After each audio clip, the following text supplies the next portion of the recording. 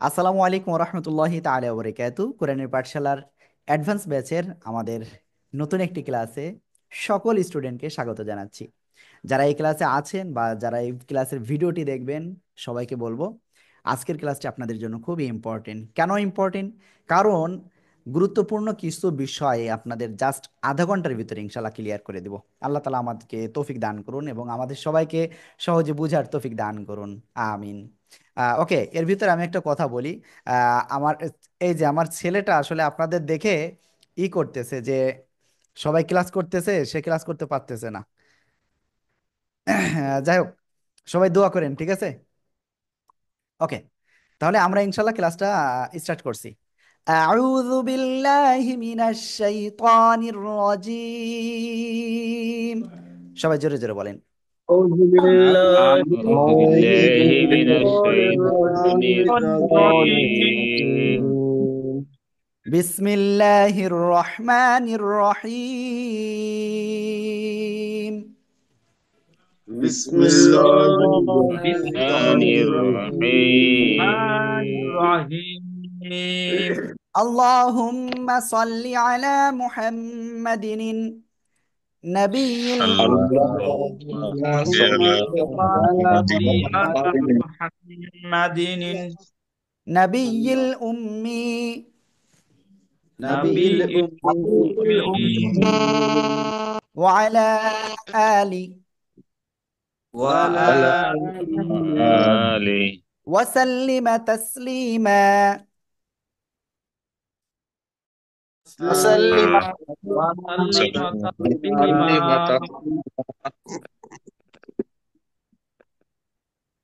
Disturb করতেছে বিসমিল্লাহির রহমানির রহিম। بسم بسم الله الله الرحمن الرحيم. الرحيم রব্বি জিদনি ইলমা, রব্বি জিদনি ইলমা, রব্বি জিদনি ইলমা। ওকে, তাহলে আমরা আজকে আসলে কি কি শিখতে যাচ্ছি?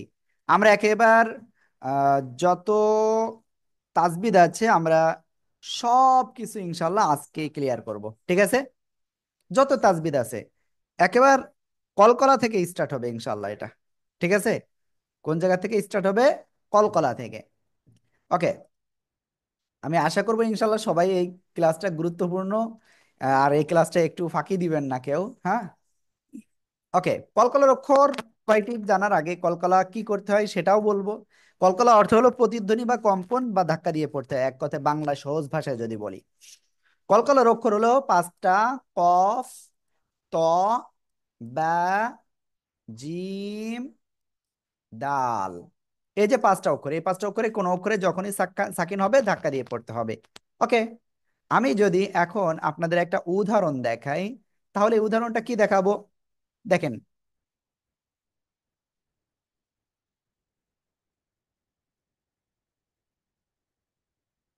মিম, জিম জবর মাজ, ডাল দুই পেশ দুন, মাজ দুন। এখানে দেখেন যে বিষয়টা ঘটেছে সেটা কি? এই যে কলকলার হরফ জিম সাকিন হয়েছে, আমরা ধাক্কা দিয়ে পড়বো। ক্লিয়ার? মাজদুন। সবাই একসাথে জোরে জোরে বলেন তো দেখি কেমন পারেন। ماجد ماجد مجد ماجد মাশাআল্লাহ। ওকে, এরপরে আমরা যে বিষয়টায় যাচ্ছি সেটা হলো আহ, সাকিন, ঠিক আছে? এই যে সাকিন, এটার নাম কি? সাকিন কোনো অক্ষরের উপরে থাকলে অক্ষরটা তার ডান দিকের হরকতের সাথে একবার পড়তে হয়, ঠিক আছে? ওকে, এরপরে আমরা তাসদিদ, তাসদিদে যাই। তাসদিদ এই চিহ্নটা যে অক্ষরের পরে থাকবে সেটা দুইবার পড়তে হয়, প্রথমবার তার ডান দিকের হরকতের সাথে, তারপরে নিজের সাথে। ওকে, তাহলে আমরা একটা উদাহরণ দেখি, ঠিক আছে?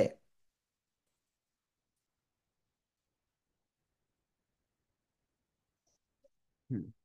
হা বা জবর হাব, বা জবর বা, হাব্বা। এবার দেখেন এখানে যে ঘটনাটা ঘটে গেছে, এই যে বা সাকিন না, ওই বা তাসদিদ না, তাহলে কার সাথে পড়তে হবে? প্রথমে এই হরকতের সাথে, এটার সাথে। ক্লিয়ার? তারপরে তার নিজের সাথে। হা বা জবর হাব, বা জবর বা, হাব্বা, হাব্বা, হাব্বা।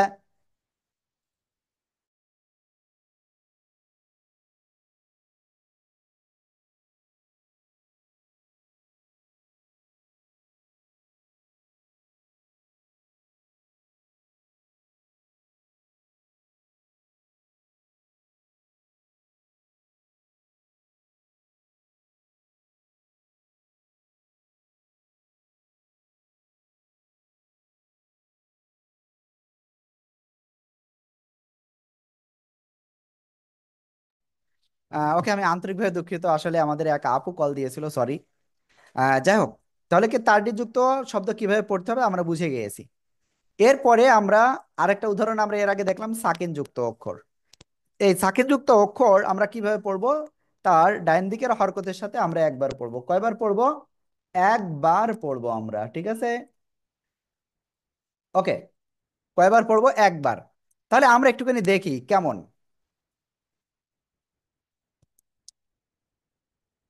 মিম রজের মির, হা জবর হা। ওকে, আমি হার উপরে জবর দিইনি। তা দুই পেশ তুন, মির হাতুন। মির হাতুন, দেখেন এই যে র সাকিন, তাই না?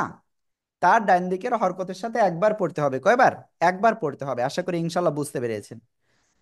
ওকে, এরপরে আমরা ইনশাল্লাহ সামনে অগ্রসর হব, ঠিক আছে। হরকতের বামে খেয়াল করবেন, হরকত কি জবজ্জের পেশকে কি বলে? হরকত বলে। হরকতের বাম পাশে নুন মিমে তাসদিদ হইলে কি হবে? ওয়াজিব গুন্না হয়। নুন আর এই যে মিম, হরকতের বামে নুন মিমে তাসদিদ হইলে তাকে ওয়াজিব গুন্না বলে। হিল্লাল মাসিকি ভাই, কি সমস্যা হচ্ছে বুঝতে? সমস্যা নাই। ভাই সমস্যা হলে বুঝতে হবে, না বললে আমি বুঝতে পারবো না, ঠিক আছে। ইনশাল্লাহ। ওকে, তাহলে আমরা এটা ক্লিয়ার হয়ে গিয়েছি। ওকে, আমরা তারপরে যাচ্ছি।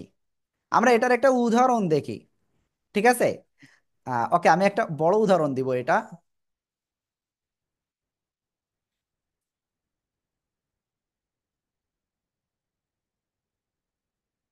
খেয়াল করতে হবে, মিম তপেশ কি হবে? মুত। মুত। মিম জবর মা, মুত মা।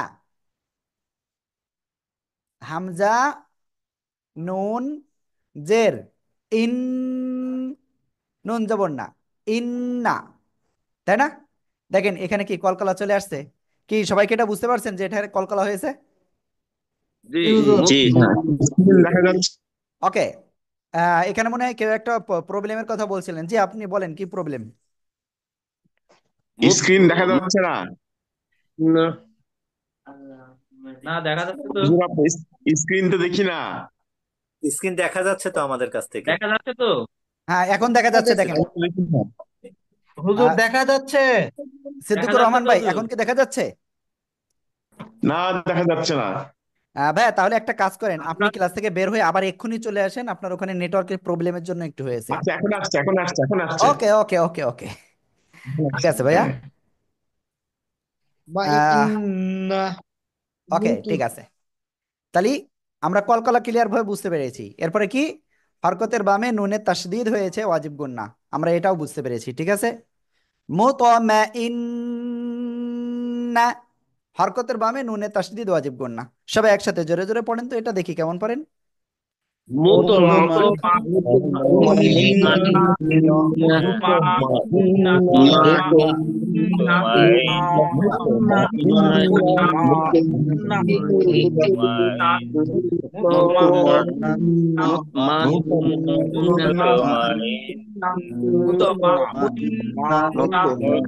মাশাআল্লাহ মাশাআল্লাহ মাশাআল্লাহ মাশাআল্লাহ। ওকে, আমরা এটা ক্লিয়ার হয়ে গিয়েছি। আমরা ইনশাল্লাহ তারপরে যাব, ঠিক আছে।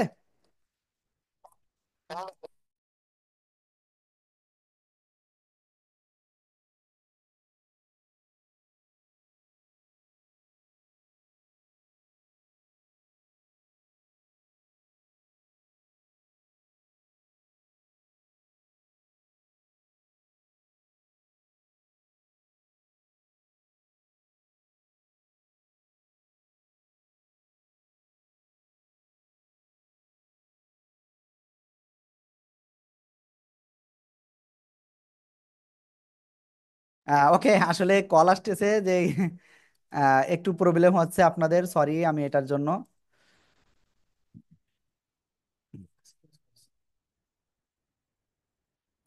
ওকে, ওনাকে বলেন যে 9:33-এ লিঙ্ক দেওয়া হয়েছে ওই গ্রুপে। ওকে, তাহলে আমরা এখানে ওয়াজিব গুন্না ক্লিয়ার। সবাই বলেন কলকলার ওয়াজিব গুন্না কি ক্লিয়ার হয়েছেন? জি ইনশাআল্লাহ। ইনশাআল্লাহ। ওকে, তাহলে এরপরে আমরা যাব মাদের হরফে ইনশাআল্লাহ, ঠিক আছে? ওকে, মাদের হরফ কয়টি? 3টি আমরা জানি, বাট শুধু যদি 3টি বলি তাহলে কি আমরা চিনতে পারবো? পারবো না, কিছু শর্ত রয়েছে। কি কি শর্ত রয়েছে খেয়াল করেন। জবরের বাম পাশে খালি আলিফ হতে হবে, তারপরে কি জেরের বাম পাশে জজমালা ইয়া, ঠিক আছে? তারপরে পেশের বাম পাশে জজমালা ওয়াও। এইগুলো যদি না হয় তাহলে কখনো মাদের হরফ সেটা হবে না, এবং কোনো টান হবে না এইগুলো না হলে। ক্লিয়ার? ওকে, তাহলে আমরা চলেন এটার একটা উদাহরণ দেখব, ঠিক আছে? কি দেখা যায়? ওকে, আমরা একটা উদাহরণ দিই, হ্যাঁ।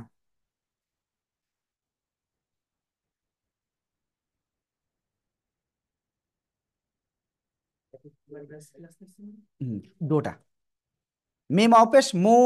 দেখেন, পেশের বামে জজমালা ওয়াও বা ওয়াও সেকেন্ড ডাইনে পেশ, মাদের হরফ আসছে মু। এই যে জিম আলিফ জবর যা, মুজা। তারপরে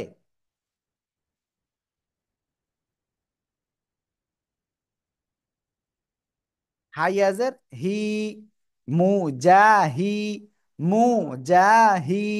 দেখছেন এখানে কি মাদের হরফ রয়েছে। এই যে জবরের বাম পাশে খালি আলিফ। মিজানুর রহমান ভাই, যদি না বোঝেন ভাই 10 বার না হুজুরকে বলেন যে আমি বুঝতে পারতেছি না। হুজুর যদি যখন 10 বার আপনার না বুঝায় দেয় ভাই আমারে বললেন, কোনো সমস্যা নাই, আমি দেখবো ইনশাল্লাহ। কি ভাই, বুঝতে পারতেছেন তো? জি, বোঝা যাচ্ছে হুজুর। হুম, ওকে। হাই ইয়াজের হি, জেরে বামে জজমালা ইয়া, এক আলিফ মাদ, মুজাহি। ওকে, সবাই একসাথে জোরে জোরে বলেন।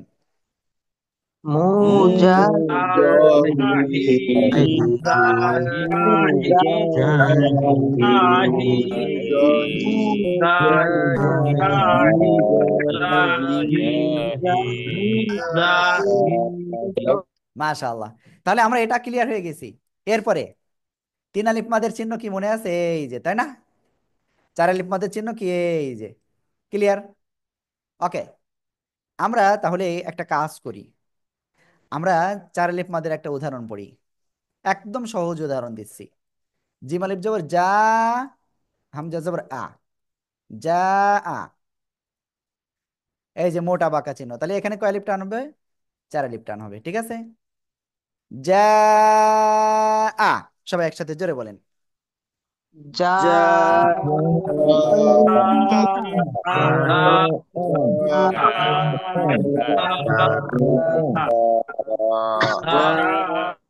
ওকে, আমরা তারপরে যাচ্ছি, হ্যাঁ।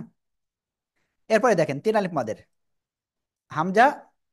ওকে, অনেক বড় হয়ে যাচ্ছে জের।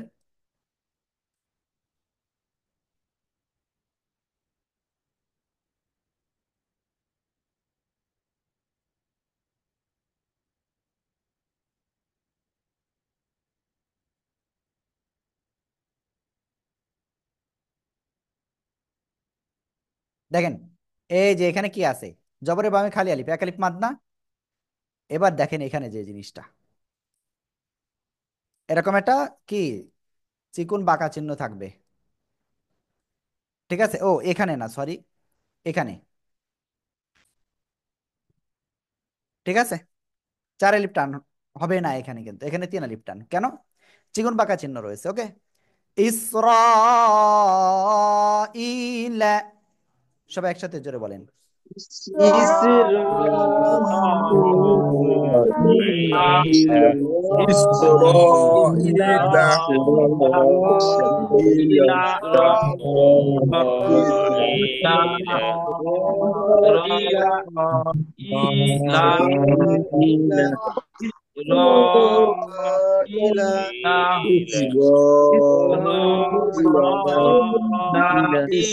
ওকে, আমরা এটা ক্লিয়ার হয়ে গেছি। এরপরে কি আছে চলেন এবার ওয়াকফের সময় তিন আলিফ মাত্রা আমরা ক্লিয়ার করে ফেলি, হ্যাঁ। ওকে, তাহলে আমরা এখানে এমন একটা উদাহরণ দিব যেখানে কয়েকটা রুলস থাকে, হ্যাঁ।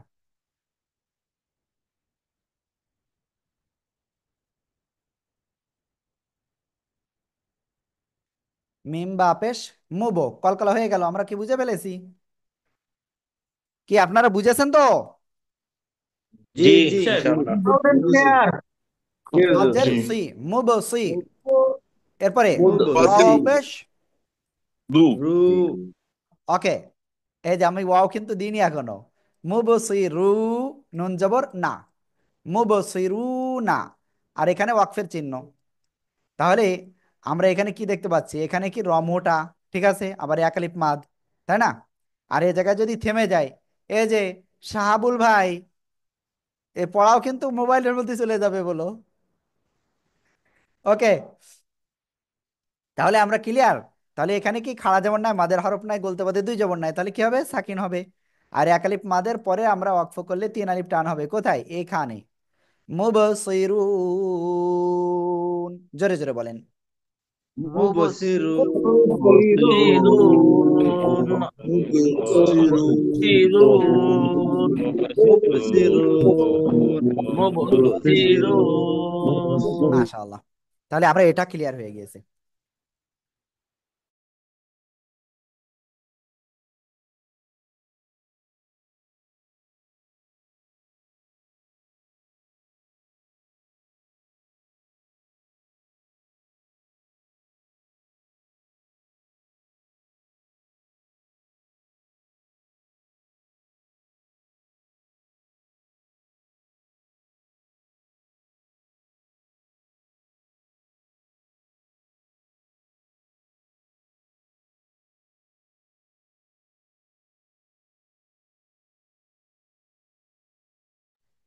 ওকে, সরি, আসলে একটু কথা বলতে হচ্ছিল, যেহেতু আসলে দুইজন শিক্ষক আমাদের আজকে শর্ট রয়েছে। আসলে শর্ট থাকলে বোঝেন তো কেমন আসলে ঝামেলা হয়। ওকে, যাই হোক, আমরা তাহলে তিন আলিফ মাদ ক্লিয়ার হয়ে গেলাম। এখন ওয়াকফের সময় এক আলিফ মাদের আমরা একটা উদাহরণ দেখবো ইনশাল্লাহ, হ্যাঁ। দেখেন,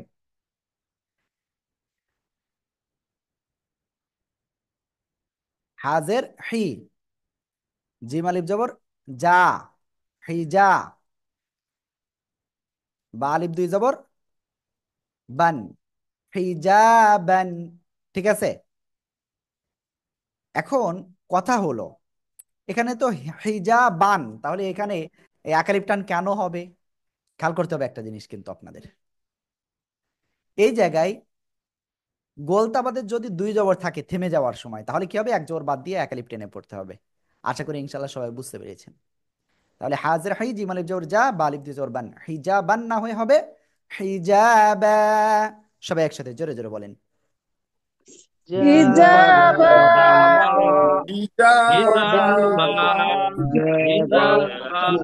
সাফায়েত ভাই, হাদিউজ্জামান ভাই, সুমাইয়া রহমান, সানোয়ার ভাই, আনমিউটে পড়তেছেন না কিন্তু।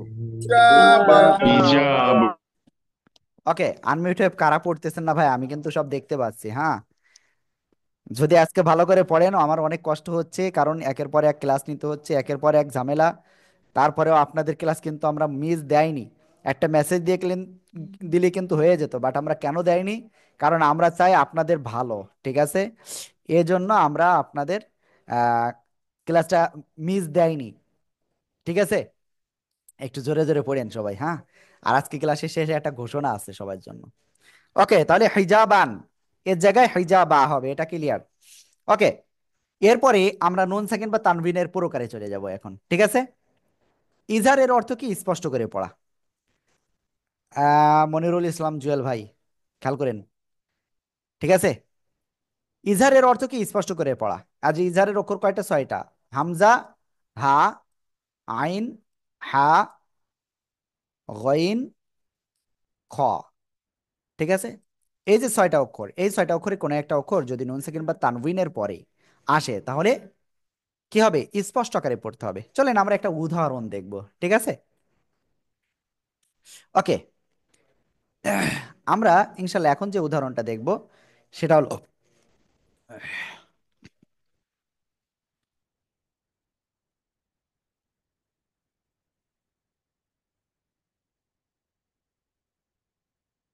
আসলে আমি নিজে আরবি শব্দ বানাচ্ছি এখন আপনাদের বোঝানোর জন্য, ঠিক আছে? আরবিতে এই শব্দ না থাকার সম্ভাবনা আছে, কিন্তু আপনাদের বোঝানোর জন্য করতেছি। হ্যাঁ, হাবাজের হেইব, কলকলা চলে আসে, রলিফ দিয়ে যাব রন, হেইব রন। এরপরে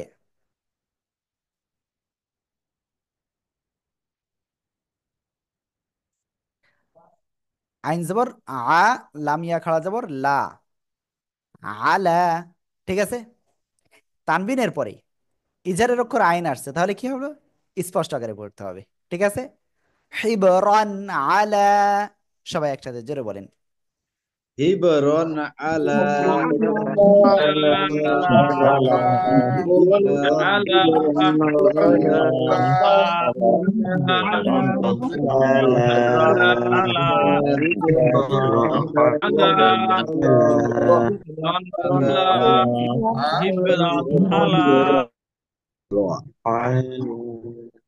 ওকে, তাহলে আমরা এটা ক্লিয়ার হয়ে গেছি। ঠিক আছে, আমরা তারপরে যাব ইনশাআল্লাহ।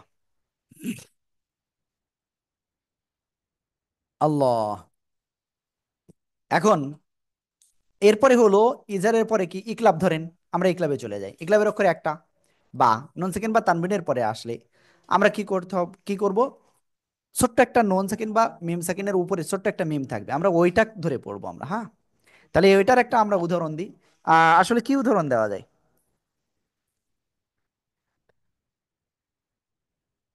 ওকে, আমি আসলে আজকে শুধু আপনাদের জন্য আহ আরবি ওয়ার্ড নিজে তৈরি করতেছি। হ্যাঁ, এর কোনো মানে থাকবে না হয়তো।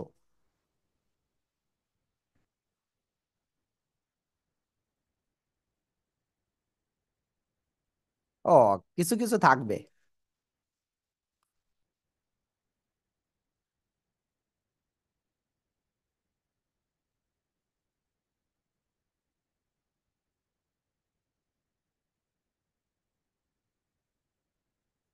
এই যে দেখেন, তানবিন, তানবিনের পরে এখানে ছোট্ট একটা মিম থাকবে। হ্যাঁ, মিম সাকিনের পরেও আসলেও এটা আসবে।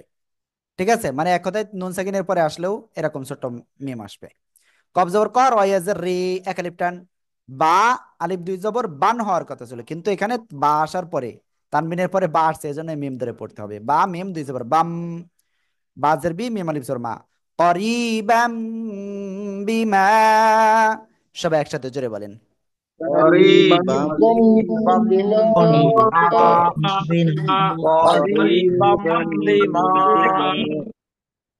এবার ইয়া ওয়াও মিম নুন, ইয়া ওয়াও মিম নুন, এই চারটা অক্ষরে কোনো একটা অক্ষর যদি নুন সেকেন্ড বা তানবিনের পরে আসে, তাহলে কি গুন্নার সাথে মিলিয়ে পড়বো। তাহলে চলেন আমরা কি উদাহরণ দিতে পারি এটা। ঠিক আছে, মিম নুনজের মিন।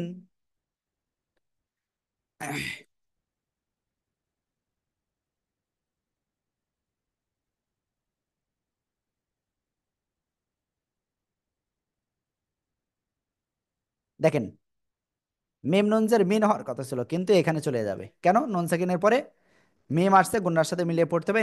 এই নুন সেকেন্ড না পড়ে মিমে পড়তে হবে। মিম মিমজের মিম, মিম আলিফ জবর মা, মিম মা। ঠিক আছে, ওকে। অনেকে আবার এটা ভাবতে পারেন যে ওয়াজিব গুন্না। ভাই, যদি এই মিমের পরে যদি ডাইরেক্ট মিম আসতো তাহলে ওয়াজিব গুন্না হয়ে যেত, কিন্তু যেহেতু মাঝখানে নুন সাকিন আছে, তাহলে এটা কিসের ভিতরে যাচ্ছে? ওই ঈদগামে বাগুন্নার ভিতরে। ক্লিয়ার? ওকে, তারপরে আমরা ইনশাল্লাহ আরেকটা জায়গায় যাব। এরপরে ইকফা। ইকফার অক্ষর কয়টা? তাসা জিম দাল দাল জা সিন সিন সদ ত দ ফা কফ কাফ। এই ইকফার অক্ষরগুলো বলেন তো সবাই, দেখি কেমন পারেন। সবাই সবাই সবাই জোরে বলেন, জোরে।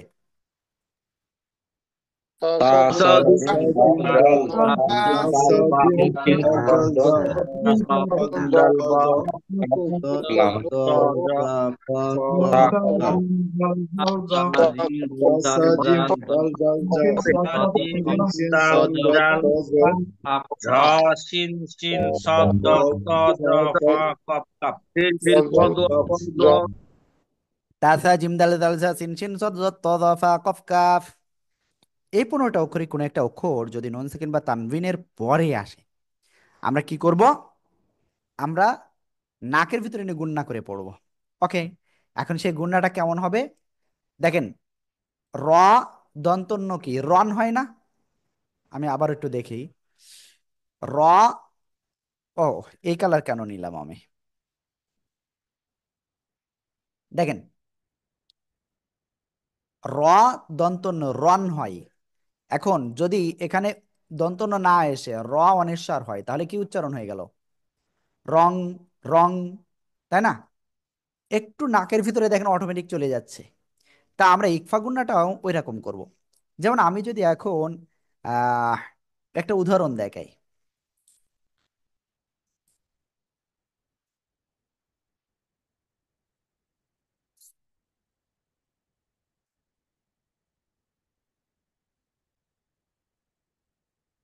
মিম নুনজের মিং, নুন সেকিনের পরে ইকফার অক্ষর সদ আসছে, তাহলে কি করব আমরা?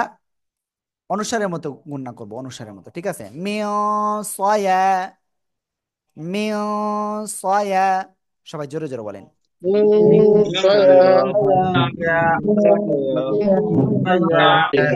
ওকে, এরপরে তাহলে কি নুন সেকেন্ড ক্লিয়ার? এবার মিম সেকেন্ড।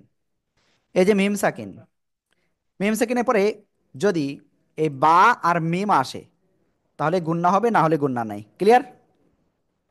মিম সেকেন্ডের পরে বা আর মিম আসলে গুণনা, তাছাড়া গুণনা নাই। ক্লিয়ার? আমি এটার উদাহরণ দেখাবো না, কারণ এটা একেবারে সহজ। এরপরে আল্লাহ শব্দের লাম, এটা হলো আল্লাহ শব্দের লাম, ঠিক আছে? লাম কোনটা আসলে? আসলে আল্লাহ শব্দের লাম কোনটা আসলে?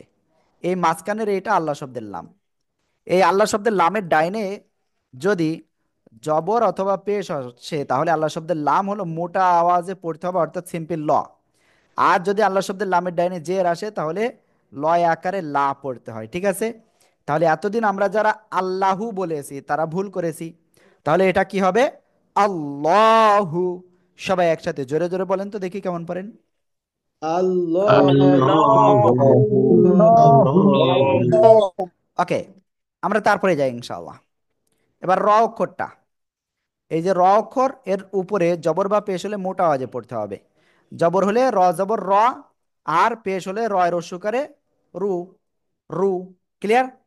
রর নিচে যদি জের হয় তাহলে রটা চিকুন করে পড়তে হবে, রজের রি। ক্লিয়ার? এরপরে র সাকিন, তার ডাইনে জবর অথবা পেশ যদি হয় তাহলে মোটা আওয়াজে পড়তে হবে। তাহলে জবর হলে আর, জবর হলে কি আর, ঠিক আছে? আর জের হলে কি হবে? ওই পেশ হলে কি হবে? উর। আশা করি ক্লিয়ার সবাই। এবার র সাকিন, তার ডাইনে যদি জের হয় তাহলে কি চিকুন করে পড়তে হবে? ইর। দেখেন বাংলা কিন্তু আজকে দিয়ে দিছি একেবারে। ওকে, তাহলে এটা ক্লিয়ার। ওকে, আরেকটা জিনিস আছে। উম, ওকে, দেখাই দিই। র সাকিন, তার ডাইনে যদি এই ইয়া সাকিন হয়, তার ডাইনে ইয়া সাকিন যদি হয় রটা জের মানে কি চিকুন করে পড়তে হয়। ক্লিয়ার? কিন্তু এই ইয়া সাকিন আসার পরেও যদি তারপরে যদি আহ, এই সাতটা অক্ষর আসে, খ, সদ, জদ, গইন, কফ, ত,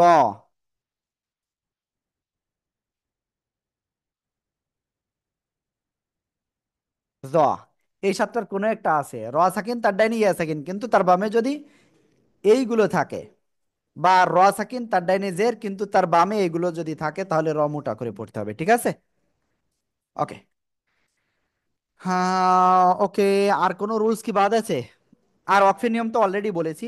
আর আয়াতের মাঝখানে যে জায়গায় মিম থাকবে সে জায়গায় বাধ্যতামূলক থেমে পড়বেন, হ্যাঁ? তারপরে যে জায়গায় লাম আলিফ থাকবে আয়াতের মাঝখানে সেখানে থামা যাবে, কিন্তু আবার এক শব্দ আগের থেকে মিলিয়ে পড়তে হবে, এক দুই শব্দ আগের থেকে। ক্লিয়ার? ওকে, যাই হোক, আপনাদের এতটুকুই আজকে ক্লাসটা। আমি আপনাদের বলবো অবশ্যই আপনারা ভালো করে ক্লাসগুলো করবেন। আর আমি আজকে আসলে আন্তরিকভাবে দুঃখিত। দেখেন, শারীরিক অসুস্থতা এটা আসলে আল্লাহ তাআলার এক নিয়ামত। আসলে আমাদের এক উস্তাদের মার খুব সম্ভব অপারেশন হবে। তা আমি আপনাদের কাছে অনুরোধ করব আপনারা একটু দোয়া করেন যেন আল্লাহ তাআলা শিফা আজেলা কামেলা দান করে, ঠিক আছে? ওকে, যাই হোক, আজকের আমাদের ক্লাসটি এতটুকুই। আর এখন আপনারা আমাদেরকে একটু বলেন আজকের ক্লাসটা আপনাদের কেমন লেগেছে? হ্যাঁ, অনেক সুন্দর। ভালো। ভালো লেগেছে, আলহামদুলিল্লাহ। ভালো যেমন লেগেছে। তো বলেছেন। শিক্ষা এটাই শিক্ষা, আমরা তো করতেই পারি কিছু কিছু, কিন্তু ভুল হয়ে যাচ্ছে তো এটা না জানার কারণে। ওকে, মিজানুর রহমান ভাই বলেন। হুজুর, আমি ওই মেসেজটা দিয়েছিলাম। একটা বিষয় হচ্ছে যে আমরা তো বিভিন্ন বই পড়ি বা ইয়ে আছে যে মাখরাজ, বিশেষ করে মাখরাজ, অনেক বইয়ে দেখতে পাই যে মাখরাজ লেখা আছে 17টি, আবার কোনো বইয়ে আছে 15টি। প্রকৃতপক্ষে মাখরাজ কতটি এটা আমি জানতে চাচ্ছি। মাখরাজ মানে হলো উচ্চারণের স্থান, হ্যাঁ। জি আমি জি। একটু ক্লিয়ার করি। মাখরাজ আসলেই উচ্চারণের স্থান 15টি, কিন্তু ওই যে ওয়াও আলিফ ইয়া মাদের হরফ, তাই না, এটা মুখের খালি জায়গা থেকে উচ্চারণ হয়, ঠিক আছে? আর আচ্ছা, এটাও কেউ কেউ মাখরাজ ধরে, আবার কেউ কেউ কি মাখরাজ ধরে না। ক্লিয়ার ভাই এতটুকু? আর আরেকটা জি জি। রয়েছে গুন্না, নাকের বাসি থেকে গুন্না উচ্চারণ হয়, ঠিক আছে? এটাও কেউ কেউ জি মাখরাজ ধরেছে, আবার কেউ ধরি নাই। ক্লিয়ার? অর্থে ভাই মাখরাজ জি। কয়টা ওটা দরকার নেই, আপনি সঠিকভাবে মাখরাজ জানলে হচ্ছে। ক্লিয়ার? ওই কয়টা ওই জি। সংখ্যা আমাদের প্রয়োজন নাই। বুঝতে পারছেন? Thank you. জি। ওকে, আমাদের প্রয়োজন হলো আসল জায়গা। ও মাখরাজ ও ঠেলা ঠেলি আমার দরকার নেই ভাই, কে হাত এই জায়গায় বাঁধলো, কি নাভির বরাবর বাঁধলো, কি হাত এরকম উঠলো, আমার ওটা দরকার নেই। আমরা মুসলমান, এটাই যথেষ্ট। ঠিক আছে ভাই? ঠিক আছে, ধন্যবাদ হুজুর। ওকে, যাই হোক, ঠিক আছে, সবাই ভালো থাকবেন, সুস্থ থাকবেন, আর নামাজ কামাই করা যাবে না কোনোভাবে, হ্যাঁ। ওকে, আসসালামু আলাইকুম রহমতুল্লাহি তাআলা ওয়া বারাকাতুহু।